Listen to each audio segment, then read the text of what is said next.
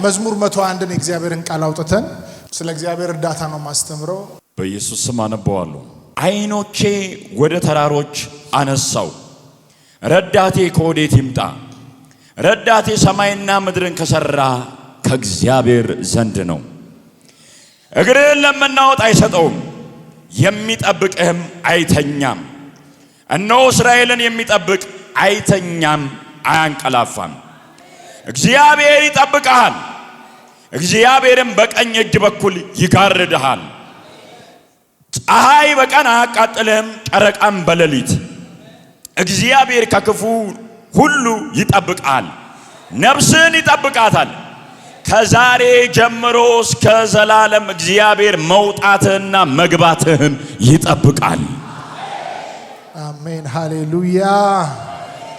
እረኛ አለኝ ጠባቂ አለኝ የሚል ሰው ለጌታ ክብር ያምጣለት።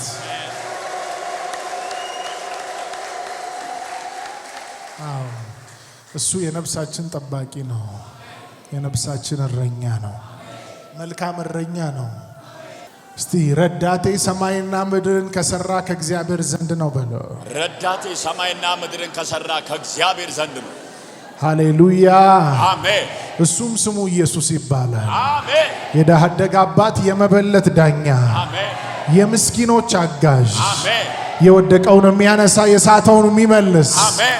የሚያበራ የንጋት ኮከብ፣ አሜን። ፊቱ እንደ ፀሐይ የሚያበራ፣ አሜን። አይኖቹ የእሳት ነበልባል የሆኑ፣ አሜን። ያለ የነበረ ለዘላለም የሚኖር፣ አሜን። የነገስታቱ ንጉሥ የጌቶች ሁሉ ጌታ፣ አሜን። ኢየሱስ ብላችሁ አውጁ። ኢየሱስ። ዳዊት ደጋግሞ በመዝሙሮቹ መሃል ስታነቡ እግዚአብሔርን አንዱ የሚጠራበት የእግዚአብሔርን ስም አንዱ የሚጠቀምበት መንገድ ረዳቴ እያለ ነው የሚጠራው። ማይ ሄልፐር ይለዋል፣ ረዳቴ ይለዋል እግዚአብሔር ዳዊትን። እንዴት ደስ ይላል! በአዲስ ኪዳን ደግሞ ጌታችን ራሱ የሚኖርበት ለኛ የሰጠን ከኛ ጋር የሚኖር ራሱ መለኮት የሆነ ረዳት የሆነ መንፈስ ቅዱስ በእኛ ውስጥ እንዲኖር አድርጓል። ጌታ ኢየሱስ ይባረክ። ዳዊት በዚህ ስፍራ ላይ ምን አለ? አይኖቼን ወደ ተራሮች አነሳ አለ። ረዳቴ ከወዴት ይምጣ? ረዳቴ ሰማይና ምድርን ከሰራ ከእግዚአብሔር ዘንድ ነው። ይህን ቃል ሰምታችሁ ሳትጨርሱ የእግዚአብሔር እርዳታ በእናንተ ሕይወት ላይ በእያንዳንዱ አቅጣጫ ይገለጥ። የእግዚአብሔር እርዳታ ነገስታትን የሚያንበረክክ፣ ተራራን ሜዳ የሚያደርግ፣ የናሱን ደጅ የሚሰብር የእግዚአብሔር እርዳታ በሕይወታችሁ ላይ ይገለጥ። ዳዊት በሕይወቱ ላይ ይህን ኤክስፒሪየንስ ስላደረገ ብዙም ይናገረዋል ስለ እግዚአብሔር እርዳታ። ከበግረኝነት አንስቶ አባትና እናቱ በተዉት ሰዓት በረሱት ሰዓት እንኳን ከዛ አንስቶ ወደ ንግስና ወንበር ያመጣው እሱ እንደሆነ ያውቃል። የእግዚአብሔር እርዳታ እንደሆነ ያውቃል። በዘመድ አይደለም፣ ሰው ስለወደደው አይደለም፣ ሰው ስለፈለገው አይደለም። ቤታቸው እንኳን ሳሙኤል መጥቶ ከቤታቸው ውስጥ አንድ ሰው ሊቀባ እንደሆነ እየተነገረ እንኳን ዳዊት ተረስቷል። በቤተሰቡ እንኳን ተረስቷል። በቤታቸው ከባድ የሆነ ከዛ በፊት ኤክስፒሪየንስ አድርገው የማያውቁት ትልቅ እድልና ኦፖርቹኒቲ መጥቶ እንኳን ዳዊት ተረስቷል። እግዚአብሔር ግን እዛ በግ እየሸተተ ባለበት የበግረኛ ሆኖ ባለበት በዛ ጥሻ ውስጥ የእግዚአብሔር እርዳታ ግን አይቶታል። ሃሌሉያ። ሳሙኤል ለዚህ ነው አቤኔዘር አለ። እግዚአብሔር እስከ ዛሬ ረድቶናል። ማን ነው አቤኔዘር ማለት የሚችል? እንደኔ እግዚአብሔር እርዳታ ይበዛለት ሰው እስቲ ከኔ ጋር አቤኔዘር በሎ። የእግዚአብሔር እርዳታ እስከ ዛሬ ምን ብሎልናል? በስቶልናል። ዳዊት አይኖቼን ወደ ተራሮች አነሳው ሲል ሁሌ ተራራ ከፍታን ይወክላል። አዎ አት ዘ ሴም ታይም ደግሞ ችግርን ወይ ደግሞ አልንቀሳቀስ ያለን ከፊት ለፊት ከባድ የሆነ ሸክምንም ሊወክል ይችላል። እዚህ ቦታ ላይ ዳዊት ሲናገር አይኖቼን ወደ ተራሮች አነሳው ሲል ከባድ የሆነ ሸክም ከፊት ያለ እያለ አይደለም። ወደ ሸክም አይኖቼን ከፍ አድርጌ ተመለከትኩ፣ ወደ ችግሬ አይኖቼን ከፍ አድርጌ ተመለከትኩ እያለ አይደለም። ለምሳሌ ኢየሱስ ሲናገር ሰምታችሁት ከሆነ ማርቆስ 11 ላይ ማንም በልቡ ሳይጠራጠር ይህን ተራራ ተነቅለ ወደ ባህር ተተከለው ቢል ይሆንለታል አለ። ኢየሱስ ተራራ ብሎ እያወራ ያለው at the same time ስለ ችግርም ነው እያወራ ያለው። ችግርን ተነቅሎ ሂድ ከኔ ቢል ማንም ሰው በልቡ ሳይጠራጠር ይሆንለታል እያለ ነው ኢየሱስ። ዳዊት እዚህ ቦታ ላይ ስለ ተራራ ሲጠቀም እዚህ ቦታ ላይ ስለ ችግር እያወራ ሳይሆን ከሱ ከፍ ወዳለ በምድር ላይ ወዳለ እርዳታ ቀበልበታለሁ ብሎ ወዳሰበበት አይኖቹን ከፍ አድርጎ ተመለከተ። ወደ ጽዮን ተራራ አይኖቹን ከፍ አድርጎ ተመለከተ። በዙሪያው ወዳሉ ተራሮች ከፍ አድርጎ ተመለከተ። ይረዱኛል ያግዙኛል ብሎ ወዳሰባቸው ነገሮች አይኖቹን ጣለና ከፍ አድርጎ ተመለከተ።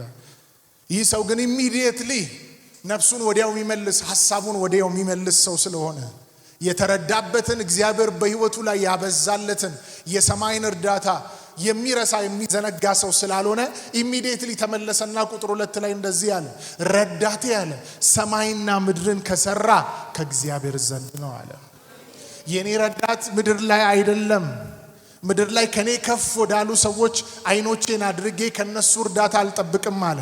የኔ ረዳት እግዚአብሔር ነው ሲል፣ የኔ ረዳት ሰማይ ነው ሲል አይኖቼን ወደ ተራሮች አነሳው ካለ በኋላ ረዳቴ ያለ ሰማይና ምድርን ከሰራ ከእግዚአብሔር ዘንድ ነው አለ። ኢሚዲየትሊ ፎከሱን ቀየረ፣ እይታውን ቀየረ። በህይወት ዘመናችሁ አንዳንድ ጊዜ ሳታውቁት እይታችሁ የሚቀየርበት ጊዜ አለ። ጌታን እያያችሁ እየጠበቃችሁ አይናችሁን እግዚአብሔር ላይ አድርጋችሁ ድንገት ደግሞ በተለያየ አይነት አቅጣጫ አይኖቻችሁን አንስታችሁ ሰው ላይ ልታደርጉ ትችላላችሁ። አይኖቻችሁን አንስታችሁ ሲስተም ላይ ልታደርጉ ትችላላችሁ። አይኖቻችሁን አንስታችሁ ፖለቲካ ላይ ልታደርጉ ትችላላችሁ። አይኖቻችሁን አንስታችሁ በቃ ይሄ መንገድ ነው የኔ ረዳት የሚመጣው ከዚህ አቅጣጫ ነው ብላችሁ ተስፋችሁን ሙሉ ለሙሉ ከሰማይ ላይ አንስታችሁ እይታችሁን ከዛ አንስታችሁ የሆነ ኦብጀክት ላይ ልታደርጉ ትችላላችሁ። የሆነ ሲስተም ላይ ልታደርጉ ትችላላችሁ።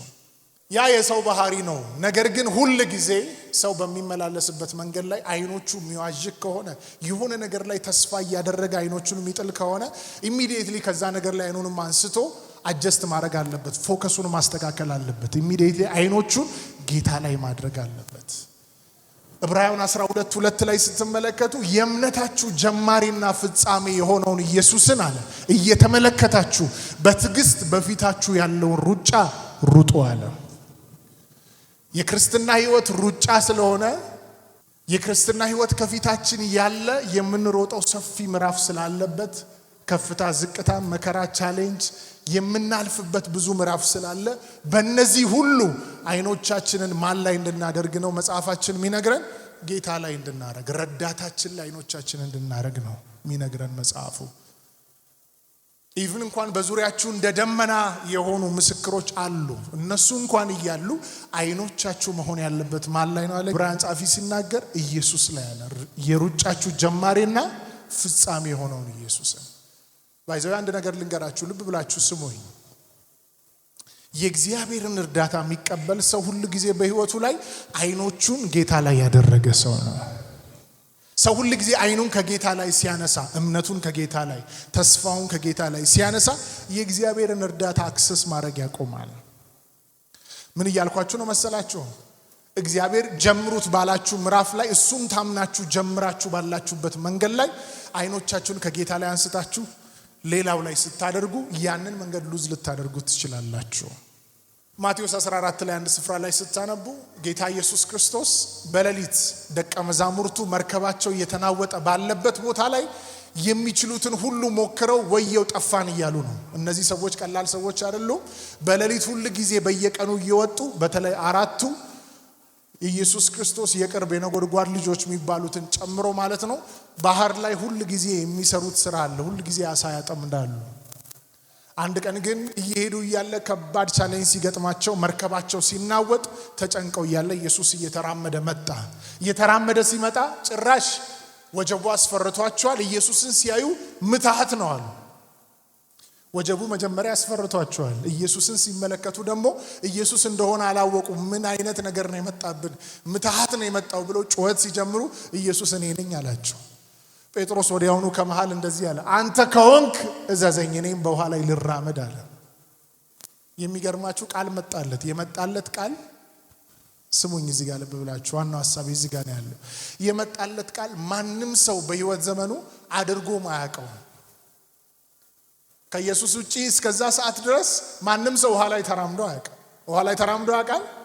የእስራኤል ሕዝብ ባህር ከፍለው ደረቅ መሬት ላይ ነው የተራመዱት። ውሃ ላይ ተራምደው አይደለም የሄዱት። ኤልሳና ኤልያስን ብታዩ ዮርዳኖስን ከፍለው ነው የሄዱት እንጂ ውሃ ላይ አልተራመዱም። እነ ኤልያስ ከፍለው ነው የተራመዱት። እነ ሙሴ ከፍለው ነው፣ የእስራኤል ሕዝብ ከፍለው ነው የተራመደው። ኢየሱስ ግን ውሃውን መክፈል አልተጠበቀበትም። ውሃው ላይ ነው እየተራመደ የመጣው። አንድ አማኝ ካለ ጮሆ አሜን ይበል። በእናንተ ህይወት ላይ ዛሬ ጸልያለሁ፣ ዛሬ እናገራለሁ። በሌላው ተደርጎ የማይታወቅ ነገር በኢየሱስ ስም በእግዚአብሔር እርዳታ በእናንተ ይደረጋል፣ ይደረጋል በኢየሱስ። ውሃ ላይ እየተራመደ ሲመጣ ና ሲለው ውሃው ላይ መራመድ ጀመረ። ጴጥሮስ ሰራለት፣ አምኗል። አይኖቹን ደግሞ ጌታ ላይ ነው ያደረገው። ቃሉን ሄዳችሁ ስታነቡ አይኖቹ ኢየሱስ ላይ ነበር። ና ስላለው ኢየሱስን እያየ ነው የሚራመደው። አይኖቹን ጌታ ላይ አድርጎ እየተራመደ ያለ ድምጽ ሲሰማ፣ የወጀብ ድምጽ ሲሰማ፣ የነፋስ ድምጽ ሲሰማ አይኖቹ ከዚህ ካለበት እንዲህ ብሎ ማየት ጀመረ። አሁንም ወደ ኢየሱስ አለ። መጨረሻ ላይ ነቀለ። አይኑ ሙሉ ለሙሉ ከኢየሱስ ነቀለና የነፋሱን ኃይል የወጀቡን ኃይል አይቶ ይላል ልክ ሲያይ መስጠም ጀመረ። ኢሚዲየትሊ አያችሁ። አሁን በዛ ሰዓት ላይ ሲሰምጥ በጣም የገረመኝ ነገር ጴጥሮስ እንደዚህ አለ፣ እባክህን ጌታ ሆይ አድነኝ ብሎ ጮኸ። አሁን አንዳንዶቻችን ብንሆን ኢየሱስ ተናግሮን ሂዱ ከፍቼዋለሁ መንገዱን ብሎ እየተራመደን ሄደን ድንገት ብንሰጥም ምን ሆነሃል ጌታ ሆይ አንተ ተናግረኸኝ ነው ምንድነው? እንዴት አንተ ተናግረኸኝ ይሆናል? አይኖቹን ከኢየሱስ ላይ ሲያነሳ ሁሌ ታውቃላችሁ፣ አይኖቹ ጌታ ላይ ያደረገ ሰው፣ አይኖቹን ቃሉ ላይ ያደረገ ሰው ሁሌ በእምነት ነው የሚኖረው። ሁሌ አይኖቻችሁን ጌታ ላይ ስታረጉ እምነታችሁ እየጨመረ ነው የሚሄደው። አይኖቻችሁ ወጀቡ ላይ ሲሆን፣ መከራው ላይ ሲሆን፣ ስደት ላይ ሲሆን፣ በዙሪያችሁ እየሆነ ያለው ኢኮኖሚካል ክራይሲስ ላይ ሲሆን፣ ተጽዕኖ ላይ ሲሆን ሁሉ ጊዜ በፍርሃት ነው የምትመላለሱት። በዙሪያችሁ ያለው ችግር ሁሉ ጊዜ የሚያመነጨው ኢነርጂ ያለ ፍርሃት ነው እሱ የሚያመነጨው። ጌታ ላይ አይኖቻችሁ ሲሆን ግን ከጌታ እምነት ነው ወደ ውስጣችሁ የሚገባው ማለት ነው። አይኖቹን ጌታ ላይ ያደረገ ሰው ጴጥሮስ አይኖቹን ጌታ ላይ ስላደረገ ቃሉን አምኖ ሲሄድ የሰማይን እርዳታ ተቀበለ። ማንም ተራምዶ የማያውቅበት መንገድ ላይ ተራመደ። አንድ ሰው ላይ እናገራለሁ፣ ከዚህ ቤት ሲወጣ በስራው፣ በቢዝነሱ፣ በአገልግሎቱ፣ በህይወቱ በእግዚአብሔር እርዳታ ማንም ተራምዶ በማያውቅበት መንገድ ይራመዳል፣ ይራመዳል፣ ይራመዳል። አገልጋዮች ማንም ሄዶ በማያውቅበት ምዕራፍ በጌታ በኢየሱስ ስም እግሮቻችሁ ይራመዳሉ። ዩሲ አይኖቹን ጌታ ላይ ያደረገ ሰው ሁሉ ጊዜ የእግዚአብሔርን እርዳታ አክሰስ ያደርጋል። ዳዊት አይኖቼን ወደ ተራሮች አነሳ አለ። ወዲያውኑ ከተራራ ላይ አይኑን አነሳና ረዳቴ አለ ሰማይና ምድርን ከፈጠረ ከእግዚአብሔር ዘንድ ነው። ልክ ህይወታችሁ ላይ የሆነ ነገር ተስፋ አርጋችሁ ሲበላሽ አይኖቻችሁን ከፍ አርጉና እንደዚህ በሉ፣ የኔ ረዳት እግዚአብሔር ነው። የሆነ በር ሲዘጋ እንኳን ተዘጋ በሩ ላይ አታልቅስ፣ የኔ ረዳት እግዚአብሔር ነው። ልክ ያንን ስትል የሰማይ አምላክ እግዚአብሔር ደግሞ አንድ ከሆነ የተዘጋ በር 7 አድርጎ ይከፍትልሃል። አንድ ጠላት መጥቶ ሲዘጋ ለአንተ የማይቆጠረውን በር ይከፍታል። ረዳቴ ሰማይና ምድርን ከሰራ ከእግዚአብሔር ዘንድ ነው። ከዛ በኋላ የታወቀ ነው። ይሄ መንፈሳዊ ዓለም መርህ ነው። ሰው እንደዚህ ብሎ ካወጀ፣ ፎከሱን ጌታ ላይ ካደረገ፣ አይኖቹን ጌታ ላይ ካደረገ ከዛ በኋላ ህይወቱ ላይ የሚመጣው ምስክርነት ነው። ተበላሽቶ የነበረ ነገር ተስተካክሎ ያያል። ተዘግቶ የነበረ ነገር ተከፍቶ ያያል። ባዶ የሆነ ነገር ሞልቶ ያያል። ተዘግቶ የነበረ ተከፍቶ ያያል። አንድ አማኝ ካለ ጮሆ አሜን ይበል። ኢቭን እንኳን እግዚአብሔር የሚሰጣችሁ ቢዝነስ፣ እግዚአብሔር የሚሰጣችሁ ትልቅ ሀብት፣ እግዚአብሔር የሚሰጣችሁ በዙሪያችሁ ያሉ ልጆች፣ ጌታ ትልልቅ ቦታ ያደረሳቸው ሰዎች ገብታችሁ እነሱ መሃል አይኖቻችሁን እነሱ ላይ አታደርጉ። እነሱ ባሉበት ቦታ ጌታዬ አይኖቼ አንተ ላይ ናቸው። የዚህ ቤተሰብ ረዳት፣ የዚህ ልጅ ረዳት፣ የዚህ ቤት ረዳት፣ የዚህ ቢዝነስ ረዳት አንተ ነህ። በራሳችን አቅምና ኃይል እዚህ አልደረስንም። ረዳቴ አንተ ነህ ስትሉት ኦላ ታራቢያኖ ዞንቶ ባራዲያ ቦሳ እስቲ አንድ ሰው ረዳቴ አንተ ነህ ይበል እስቲ። ድገሙና በሉት እስቲ። መዝሙር 27 ላይ እነዚያ በፈረሳቸው እነዚህ በሰረገላቸው ይታመናሉ፣ እኛ ግን ይላል በአምላካችን በእግዚአብሔር ኃይል እንታመናለን። እረዳሃለሁ ብሎ ካንተ ጋር ካለ ታመነው። አሻግርሃለሁ ብሎ ካንተ ጋር ካለ ታመነው፣ ያሻግርሃል። የነገረ ቦታ ያደርሰሃል። እግዚአብሔር ለያዕቆብ እንደዚህ ያለው የነገርኩህን ሁሉ እስካደርግልህ ድረስ አልጥልህም አልተውህም ማለት። ኤርምያስ 17:7 ላይ ሲናገር ኤርምያስ እንደዚህ ያለ በእግዚአብሔር የታመነ እምነቱም እግዚአብሔር የሆነ ሰው ብሩክ ነው አለ። እርሱም በውሃ ፈሳሾች ዳር እንደተተከለ ዛፍ ነው፣ ፍሬውንም በየዕለቱ ይሰጣል አይደርቅም አለ። በማን የታመነ? በእግዚአብሔር የታመነ። በእግዚአብሔር እርዳታ የታመነ ሰው ሊቸገር ይችላል፣ ነገር ግን አይጎልበትም። አዎ መከራውስ ሊያልፍ ይችላል፣ ሁሉ ጊዜ ግን ድል ነው መጨረሻው፣ ድል ነው መጨረሻው። ስለዚህ አባቴ ብሩካን ፎከሳችን አይኖቻችን እግዚአብሔር የረዳችሁ በር የከፈተላችሁ ሁሉ ነገር መልካም ሆኖ ያላችሁም ሰዎች ስሙኝ። እንደገና ደግሞ አሁን ባላችሁበት ቦታ ላይ ፋይናንሻሊ ኢኮኖሚካሊ በተለያየ አይነት አቅጣጫ ክራይሲስ ውስጥም ያላችሁ ሰዎች ስሙኝ። አገልጋዮችም ብዙ ቃል ተሸክማችሁ ብዙ ቻሌንጅ ውስጥ እያለፋችሁ ያላችሁ ስሙኝ። ሁላችሁ አይኖቻችሁን ሁሉ ጊዜ ጌታ ላይ ማድረግን ራሳችሁን ማስተማርና ራሳችሁን ማሰልጠን አለባችሁ። ሁሉ ጊዜ በጉድለቱ መሃል ቆማችሁ ጌታ ሆይ የጉድለቴ ሙላት አንተ ነህ፣ የምትሞላው አንተ ነህ። እርዳታዬ ያለው ከሰዎች ዘንድ አይደለም።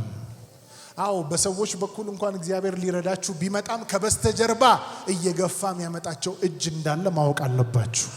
እጁን ረስታችሁ ሰዎቹን ብቻ ተቀብላችሁ ካለፋችሁ ሌላ እንዳይመጣ በር እየዘጋችሁ ነው። ናቡከደነጾር የሚባለውን ንጉስ ሁላችሁም ታውቃላችሁ። ዳንኤል መጽሐፍ ምዕራፍ 4 ቁጥር 34 ላይ እግዚአብሔርን ቃል እናገኛለን። ይሄን ቃል ፈጥና አንብብልን። ዳንኤል መጽሐፍ ምዕራፍ 4 ቁጥር 34 ላይ ዘመኑም ከተፈጸመ በኋላ ዳንኤል 4:34 ላይ ዘመኑ ከተፈጸመ በኋላ እኔ ናቡከደነጾር ዓይኔን ወደ ሰማይ አነሳው አይምሮዬም ተመለሰልኝ ልዑሉንም ባረኩ ለዘላለምም የሚኖረውን አመሰገንኩ አከበርኩትም። ግዛቱ የዘላለም ግዛት ነውና መንግስቱ ለልጅ ልጅ ነውና። ይኸውላችሁ እኔ ናቡከደነጾር አለ ንጉስ ነው። ይህ ሰው ንጉስ ማለት አንድችን ከተማ ብቻ አይደለም ያኔ የሚያስተዳድረው፣ ወደ 100 ምናምን ሀገሮችን ሳይቀር የሚያስተዳድር ንጉስ ነው። ይህ ሰው ሁሉን ነገር የሚመራው ሁሉን ነገር የሚያስተዳድረው እሱ ነው። ሂዝ ኤ ኪንግ። በወርቅ ምስል 6 ክንድ ያለው ትልቅ ሐውልት ሰርቶ ሁሉንም ሰብስቦ የዘፈን ድምጽ ሲሰሙ፣ የእምቢልታ ድምጽ ሲሰሙ፣ የከበሮ ድምጽ ሲሰሙ ሁላችሁም ወድቃችሁ ስገዱ ብሏል። ያልሰገደ ወደ እሳት ባህር ይጣላል ይላል። እንደፈለገ ጨዋታ መጫወት ከፈለገ እንኳን ይጫወታል። ህልም አይቶ ተነስቶ ህልሙን ረስቶት ህልሜንም ፍቺውንም ንገሩኝ ብሎ ሰዎችን ይገላል። እንደፈለገ እንዳሻው የሚያደርግ ሰው ነው። በዛ ሲስተም ውስጥ የነበሩ ነገስታቶች ናቡከደነጾርም ከሱ በፊት የነበሩ በእንደዚህ አይነት አመራር ውስጥ ያሳለፉ ናቸው። ናቡከደነጾር ለምንድነው ቃሉን እናንተ ገብታችሁ ዳንኤል መጽሐፍ ምዕራፍ 4ን በደንብ አንብቡት። ለምንድነው ዋጋ የከፈለው? ንጉስ የነበረ ሰው ከንግስና ወንበር ወድቆ ለምንድነው ሳር የጋጠው ያበደው? በሌላ ቋንቋ አይምሮ ተወስዶ ነበር። ሳር ነበር የሚበላው። ለ7 ዓመት ሙሉ በጫካ ውስጥ ይኖር ነበር። አንድ የከበረ ንጉስ፣ የብዙ ሀገሮች መሪ የነበረ ሰው እንዴት እንደወደቀ ታውቃላችሁ? ይህ ሰው አንድ ቀን እየተመላለሰ ዙፋኑን እያየ ዋው ይሄን የሚያክል ከተማ እጄ ሰርታለች አለ። ከሰዓት አንፃር ነው እንጂ ቃሉን ባንበው ደስ ይለኛል። እናንተ ገብታችሁ አንብቡት። በጣም የሚገርም ታሪክ ነው። ይሄን የሚያክል ከተማ እጄ ሰርታለች ዋው። አንዳንዶቻችሁ ጠላት ሊጥላችሁ ሲፈልግ ትንሿን የሰራችኋትን 3 ክፍል 6 ክፍል ያላትን ቤት ገብታችሁ እየተንጎዳደዳችሁ እኔ እንድትሉ ያደርጋችኋል። በዛ መረብ ውስጥ ከገባችሁ ያቺ የያዛችኋትን 6 ክፍል ቤት ታጡታላችሁ። እግዚአብሔር ትዕቢተኛን ይቃወማል፣ ለትሑታን ጸጋን ይሰጣል ይላል። ይህ ሰው ከንግስና ወንበር ላይ ወርዶ የት ሆነ ይላል መጽሐፉ ሲናገር፣ ሳር መብላት ጀመረ። ሌላስ በቃ በዙሪያው የነበሩ ነገሮች ሁሉ ተወሰዱበት። መጽሐፍ ሲናገር 7 ዓመት ካለፈ በኋላ ዘመኑ ከተፈጸመ በኋላ ይላል እኔ ናቡከደነጾር አለ አይኖቼን ወደ ሰማይ አነሳው አለ። አያችሁ፣ አይኖቹን ወደ ማን አነሳ? እስቲ አይኖቼን ወደ ሰማይ አነሳለሁ በሉ። ከሞን ጮክ ብላችሁ ተናገሩ፣ ግድ የላችሁ። የመጨረሻ አንዳንዶች በማታውቁት መንገድ ያጣችሁት ሀብት፣ ያጣችሁት ከፍታ፣ ያጣችሁት ጸጋ ዛሬ በኢየሱስ ስም አይኖቻችሁን ጌታ ላይ አድርጋችሁ ወደ እናንተ 7 እጥፍ ይመለሳል። 7 እጥፍ ይመለሳል።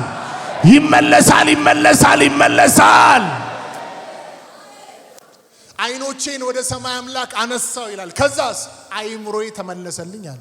ጫካ ውስጥ የነበረ ሰው አይምሮዬ ተመለሰልኝ። ከዛስ መንግስቴ ተመለሰልኝ፣ ሞገሴ ተመለሰ፣ ግርማዬ ተመለሰ፣ መኳንንቶቼ ሁሉ ተመለሱ አለ።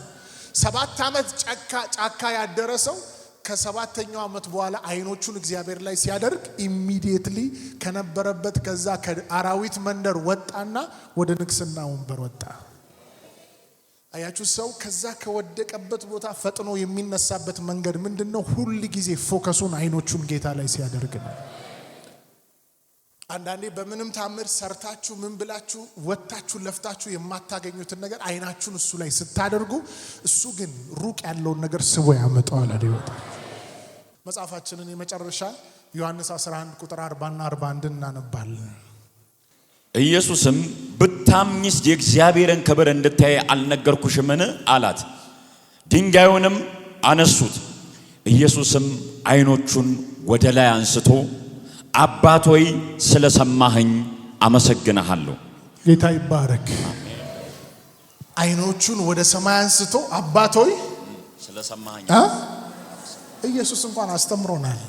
አያችሁ ቃል የሆነው ጌታ፣ መለኮት የሆነው ጌታ፣ ፍጹም ሰው ፍጹም አምላክ የሆነው ጌታ፣ በራሱ ሁሉን ነገር ማድረግ የሚችለው የዓለም ሁሉ ንጉስ፣ የሚያበራው የንጋት ኮከብ ጌታ ኢየሱስ ምድር ላይ ቆሞ እንኳን በቃ ክፈቱት ና ተነሳ ላዛር አላለ። ተከፈተ አይደለ? አይኖቹን ወደ ሰማይ አንስቶ ይላል። አይኖቹ ሊንክ አድርገዋል ከእግዚአብሔር አብ ጋር። አባቴ ሆይ አለ ስለሰማኸኝ አመሰግናለሁ አለ። አይኖቹን ወደ ማን አነሳ? ከዛስ በአልዓዛር ህይወት ላይ የእግዚአብሔር እርዳታ ተገለጠ። አልዓዛር ከሞተበት ተነሳ። ኦማራዲያስ ሶቴያስ አያችሁ አይኖቹን እዚህ ጋር ቆም ብላችሁ እንድታስቡ ፈልግ። አይኖቹን ወደ ማን አንስቶ? ወደ ሰማይ አንስቶ። ይህንን እንድታደርጉ የቤት ስራ ልስጣችሁ። በችግሮች መሃል እንደገና እግዚአብሔር በባረካችሁ ትልልቅ በረከቶች መሃል ዛሬ ከዚህ ሂዱና ግቡና ቤት ውስጥ አይኖቻችሁን ወደ ጌታ አንስታችሁ ጌታ ኢየሱስ ረዳቴ አንተ ነህ በሉት። ጌታ ኢየሱስ የረዳኸኝ አንተ ነህ፣ ያገዝከኝ አንተ ነህ በሉት። አሁንም የዚህ ቤት ረዳት አንተ ነህ በሉት። በጎደለው ነገር ላይ ቁሙና ውጁ ጌታ ኢየሱስ ረዳቴ አንተ ነህ በሉት። አዎ ነገራችሁ እንዲፈረም እንዲከናወን እንዲሳካ ሰው እየጠበቃችሁ ሊሆን ይችላል። ሰዎቹን አንድ ጊዜ ካይምሯችሁ አውጡና ጌታ ኢየሱስ you are my helper፣ አንተ የኔ ረዳት ነህ። ያን እያላችሁ እየጸለያችሁ እያለ ጌታ ራሱ የምትፈልጓቸውን ሰዎች ለእናንተ ጉዳይ የሚያስፈልጉ ሰዎችን ካሉበት ቦታ ያንቀሳቅሳቸዋል። አንድ አማኝ ካለ ከኔ ጋር ጸልዮ ይጨርሳል። ቀኝ እጅ ይነሳ። ረዳቴ ይበል። ሰማይና ምድርን ከሰራ ከእግዚአብሔር ዘንድ ነው፣ እሱም ኢየሱስ ነው። ረዳቴ ኢየሱስ ነው። አይኖቼ ዘውትር እሱ ላይ ናቸው።